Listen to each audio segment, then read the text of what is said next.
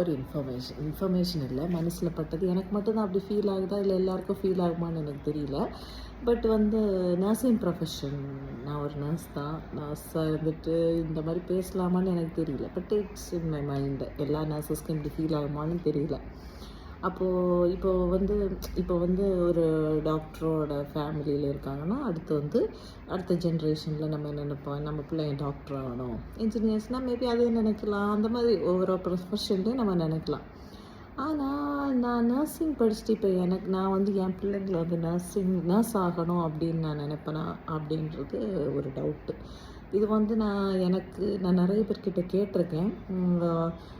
நீங்கள் என்கரேஜ் பண்ணுவீங்களா உங்கள் பிள்ளைங்களை நர்ஸ் ஆகிறதுக்குனா? இல்லை. அப்போ எக்ஸாக்ட்லி நம்ம வெளியில் பேசுகிறோம், நம்ம ஹீரோஸு நாங்கள்லாம் அப்படி இப்படின்னு. ஆனால் உண்மையிலே நம்ம மைண்டுக்குள்ளே நர்சிங் ப்ரொஃபஷனை நம்மளே மதிக்கிறோமா அப்படின்றது ஒரு கொஸ்டின் மார்க்காக தான் இருக்குது.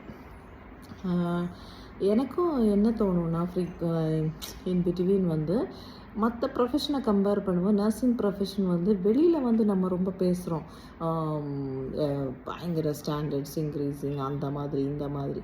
பட் உள்ளுக்குள்ளே நர்சஸ் ஸ்டில் ஸ்டாக் ஆகியே இருக்காங்களோ அப்படின்னு ஒரு ஃபீலிங் ஆகுது. ஈவன் தோ நிறைய ரிசர்ச்சஸ் வருது, இபிபி எவிடன்ஸ் பேஸ்ட் ப்ராக்டிசஸ் வருது.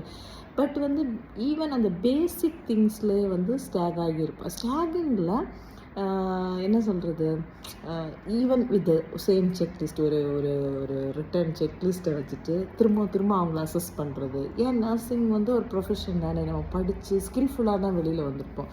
எல்லா ஆர்கனைசேஷன் வரும்போது நமக்கு ஒரு 6 months ஓரியன்டேஷன் பீரியட், ஏன்னா அந்த ஆர்கனைசேஷனுக்கு ஏற்ற மாதிரி செட் ஆகிறதுக்கு. அது ஆனாலும் ஃப்ரீக்வெண்ட்டாக அவங்கள டார்ச்சர் மாதிரி தான் எனக்கு ஃபீல் ஆகும். சும்மா ஒரு வருஷமும் ஒருத்தங்க இப்போது நான் என் பொசிஷன்னா என்னோட தான் அதுதான். நர்சஸை போய் அசஸ் பண்ணுறது, என்ன பண்ணுறது, அதாவது பேசிக் திங்ஸ்லாம் அவங்களுக்கு தெரியுமா? அவங்க நம்மளை விட எவ்வளோ ஏஜ் எக்ஸ்பீரியன்ஸ்டாக இருப்பாங்க. அவங்கள்ட்டையும் போய் நீங்கள் ஹைஜீன் காமிங்க, ஹேண்ட் வாஷை காமிங்க, ஏன்னா அவங்க இதெல்லாம் பண்ணிட்டு தான் இருப்பாங்க.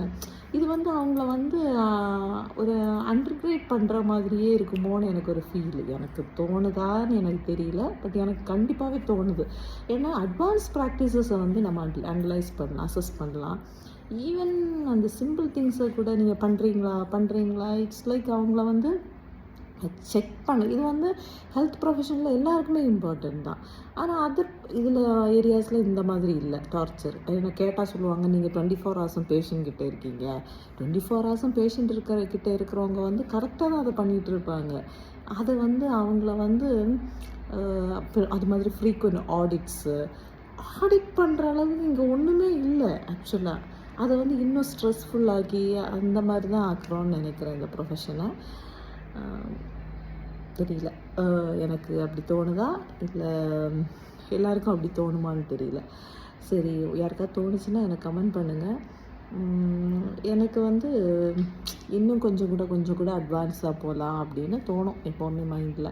அந்த பேசிக் திங்ஸை ஓகே ரீஅசஸ் பண்ணுறது ஒரு என்ன சொல்கிறது, எப்போவாது இல்லைன்னா சடனாக சும்மா ஜஸ்ட் அப்சர்வேஷன்லேயே பண்ணிக்கலாம். அதுக்கு ஒரு மேண்டேட்ரியாக ஒரு ஆடிட்ஸு அந்த மாதிரிலாம் வச்சு அவங்கள இன்னும் ஸ்ட்ரெஸ்ஃபுல் ஆக்க வேண்டாம் அப்படின்னு தோணும். நீங்கள் பிடிச்சிருந்தா லைக் பண்ணுங்கள், உங்கள் கமெண்ட்ஸையும் சொல்லுங்கள். நீங்கள் நர்ஸாக இருந்தால் உங்களுக்கு ஃபீல் ஆகுமான்னு சொல்லுங்கள். இல்லை நீங்கள் நல்ல ஹையர் கிரேடில் இருந்தீங்க, ஒரு பொசிஷனில் இருந்தீங்களோ உங்களோட ஒப்பீனியன்ஸை சொல்லுங்கள், இது எப்படி மாற்றிக்கலாம் அப்படின்ட்டு. எனவே thank you and take care. Bye bye.